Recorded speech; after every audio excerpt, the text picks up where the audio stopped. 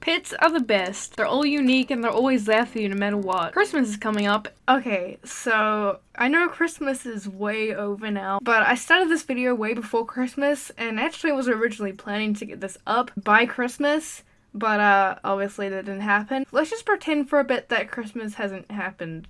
Okay? Christmas is coming up and a lot of people get pets during Christmas, which can be a good thing and a bad thing, because unfortunately so many people also get rid of their pets after Christmas because they realize it's hard work and can't be bothered taking care of them, which is just sad and wrong. If you want to get a pet this Christmas, please make sure you do a lot of research before getting it. No pet is cheap. Even a little goldfish isn't cheap. You need to make sure you can afford the right size tank, the food, the filter, the products to keep the water safe. And I'm saying fish because people always tell me fish are cheap and easy to take care of, which is why so many people buy themselves for their kid a cheap $3 goldfish, put it in a tiny tank, and it either just suffers its whole lifespan or dies straight away. The same goes with other animals. Vet bills are very expensive. Don't get a pet if you can't afford the vet. My point is, pets are hard work. No matter what kind of pet they are. They need your time and your comfort. Anyways, I want to talk about all the pets I've had and have currently and why they're amazing. I've had pets literally all my life. I don't know what my life would be like without them. So first, I'll start with the doggos. When I was only a wee bab, we had a dog called Gypsy. I don't actually remember her at all since I was only like 1. She was a German Shepherd, but we didn't have her for very long because we were moving houses and it wasn't really a good idea to get a pet at that time. But she did go to a good family. We later got Bella. I was very close with Bella. A lot of you probably already know her because she was in quite a lot of videos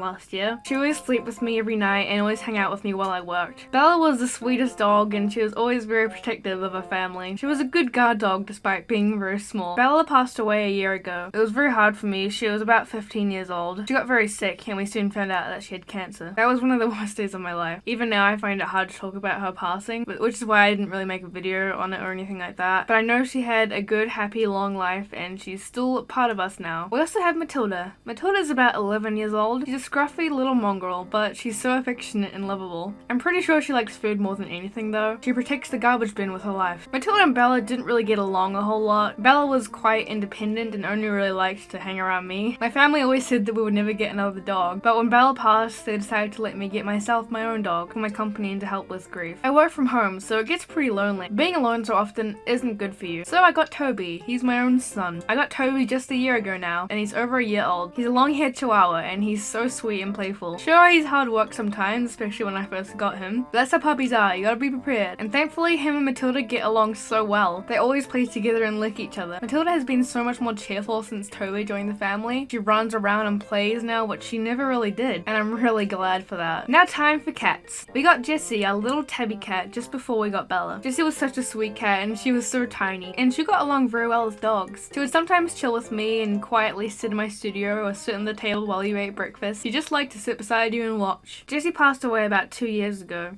She was 15 years old and got really sick. But just like Bella, she's still a part of us. We had a kitten called Indy, but unfortunately we didn't have her for very long. She was actually a stray. We went to visit a bird sanctuary. They told us they found a stray kitten and asked if we could take her to the SPCA for them since we lived close to it. So we took her home and of course we fell in love with her, so we kept her. She was the most lovable animal ever. She was not shy at all, so we think that she must have had previous owners who got rid of her. We called her Indiana/Indy from Indiana Jones because she was a very adventurous and outgoing cat, and she had the loudest purr ever. She would go into everyone's room and cuddle up with them and wake you up with her loud purr. We only had Indy for a few months because she was hit by a car. It was a hit and run. It was so devastating for everyone. I've never had an animal die to something like that. I can't believe people can be so heartless to just hit a cat and keep on driving.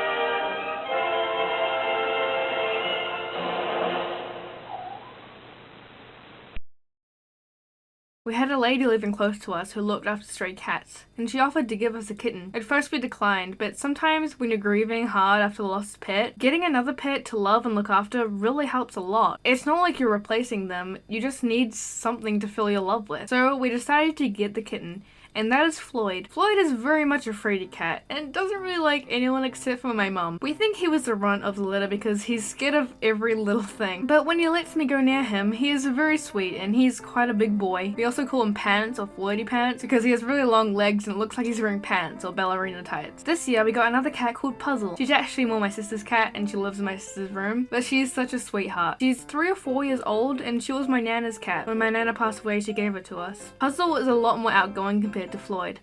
And Floyd absolutely loves Puzzle, but Puzzle doesn't really feel the same. He's also pretty good with our dogs, but Toby isn't really used to cats and gets a bit too excited with them, but Puzzle stands her ground. Now time for my other pets. Quinn, my budgie. Quinn was a birthday present when I was 11, I think, and he's been on my channel since the beginning. He's over 6 years old now and is a large chirpy boy who loves his bell. We also call him Grandmaster Quinn Dog, Elvis, and Johnny Bravo because of his hair. I have this video on my channel from 2013 with 2 ducklings and Quinn. We looked after 2 ducklings that we found on the street once for a few weeks and gave them to a bird sanctuary. My family has had other budgies before Quinn, but I don't really remember them a whole lot. I think we had 3. And we also had canaries too. And we've also had chickens. We had chickens for a long time. We would get ex-battery hens, which means the chickens spent most of their lives living in horrible chicken farms, trapped in tiny cages not being able to move, just laying eggs all day. But we were able to give a few chickens a fresh new start and live freely. When we first got them, they were in horrible condition. Their combs were white and floppy. They had barely any feathers and some had chipped beaks or feet. But you get to watch them become healthy again. Their feathers grow back and their combs become normal and red. We actually do still have one of our chickens, but she lives with my grandparents now, and she's still living strong to this day. We've also had frogs before, and we had them from tadpoles. It was pretty cool. I really want to get frogs again one day though, because they're one of my favorite animals. We've also had a few fish, and this year I decided to get my own fish. Now I have 15 minnows, including this baby one. My minnows had babies a while ago, and I managed to save one who's still going strong. This tank is also full of heaps of tiny snails, and a golden apple snail who I call Big Boy, and a blue, brown, mystery snail who I call Sonic. So yeah, I